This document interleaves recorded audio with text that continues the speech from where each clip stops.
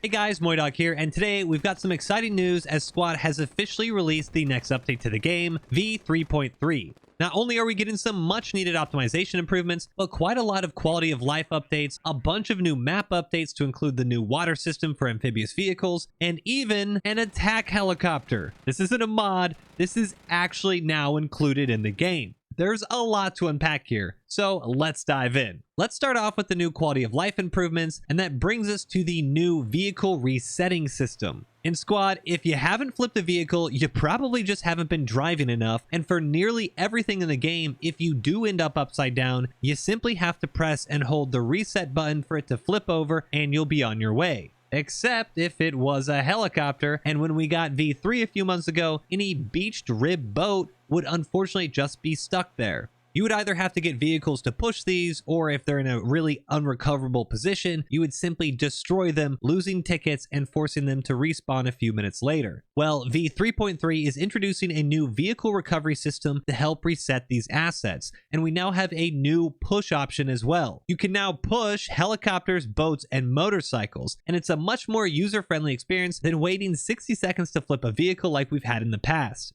Initial vehicle reset recovery time is 30 seconds, and you'll then have to wait 8 seconds between vehicle pushes to prevent spam, with the only caveat is that helicopters must have their engines off for it to work. Personally, I think this is an amazing idea, and it reminds me a bit of the nudge system Postscriptum has, which makes it far more forgiving for vehicle players given that Squad's physics engine can be a bit weird at times. Another big change to vehicles is the brand new Logi, a Russian MTLB amphibious Logi variant to mirror the US Marines AAV. This vehicle can carry 2,000 supply, and it first comes equipped with the 50-50 loadout of 1,000 ammo and 1,000 build. Like other Logis, squad leaders can deploy radios near it, no crewmen are required to drive it, and it comes equipped with a PKT 7.62 machine gun. I might be in the minority in saying this, but I actually really love seeing MTLBs in Squad. And although this vehicle doesn't get a lot of love, I think the Logi variant is a fantastic addition to the game in making the faction much more flexible when up against the Marines. There have also been a few tweaks to the UI, including a notification for combat engineers if mines are not able to be picked up, and updating the Hell Cannon to use the new precision compass. But the biggest UI change is actually the implementation of the new HUD squad list. The squad list is a hideable HUD that gives squad leaders and members quick access to critical status information on their squad, such as player names, roles, in-cap or KIA status, and whether or not they are inside a vehicle or speaking on VoIP. The devs state that the design intention behind this is to aid in squad communication, coordination, and cohesion by ensuring you know who is in your squad, what fire teams they are in, and what kits they are using, as well as their current status without needing to break game flow by opening the deployment screen, and it will help improve the SL's situational awareness while remaining minimalistic and staying out of the way of the game's visuals. I'm actually really not too sure how I feel about this one, and although they say it's minimalistic, I think it does take a big part of the screen. It is really giving me Battlefield vibes to see my squad info all out in the main HUD here, and part of me agrees that it definitely aids in situational awareness since, of course, any information an SL can get is good information, but another part of me feels like it just kind of breaks the immersive gameplay that Squad has. This might just be the Squad boomer in me that just hates change, but my gut feeling is that I don't like this, and I probably need quite a few more games played with it in order to feel right. Still though, if you don't want to use it, you can at least toggle it off by pressing Y, which is what I will most likely be doing.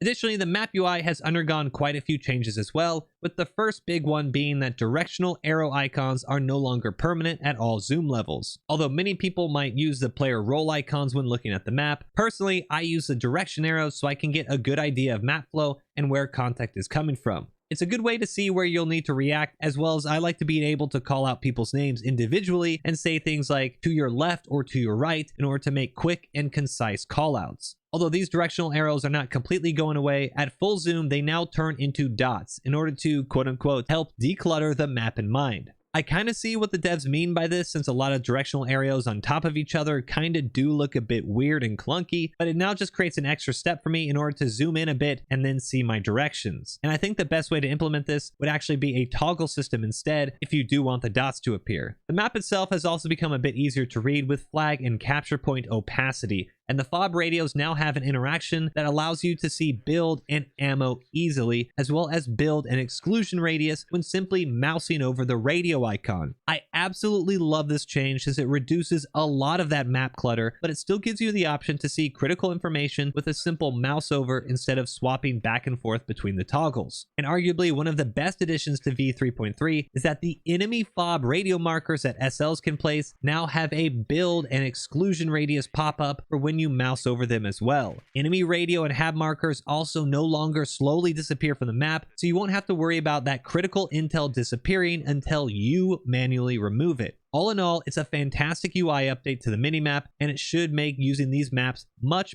easier for both squad leaders and squad members. In addition to the map UI updates, we've actually gotten some actual map updates as well, with a bunch of our older squad maps getting refreshes to include amphibious vehicle support. In both Kokan and Talil, the rivers now have waist-deep water, requiring players to wade through them. This water is also included in Mutaha, however the northern river above the dam is actually now too deep for infantry and will require amphibious vehicles. I did notice, however, if I was to drive through Mutaha, the water is like high enough to slow down the vehicle, and if this was an amphibious vehicle, I think it would actually kick on the amphibious mode, but the Tiger, for example, could just start driving through, and if I were to dismount, I actually start taking drowning damage as well. So I'm not quite sure if this will be patched so all light vehicles can't traverse it and you need amphibious vehicles, but at least if you're infantry, don't cross the dam water. Maybe Tigers and other vehicles can right now. Narva, on the other hand, has become completely amphibious, and there are two new map layers, Narva Invasion V5 and Narva RS V5, where the USMC and Russians have to fight through a flooded city after the Narva reservoir has failed. It's a really unique take on Narva, and I think it will create some really interesting moments since infantry are going to be restricted to buildings and the high ground. Scorpo has also become amphibious with Scorpo Invasion V4, where Russia invades from the northern island. In order for this to work, the devs have actually completely remade this area of the map, including two separate mains and a road running between the two. I absolutely love this, and I think it will be one of my new favorite ways to play Scorpo, since you don't have to worry about the slog that is the entire southwest mountainside. The Marines can also invade from the USS Essex in Scorpo Invasion V3, and with this map comes, well, let's just say an early surprise, as the devs accidentally released the close air support helicopter. The Marines now have a Huey variant with rocket pods,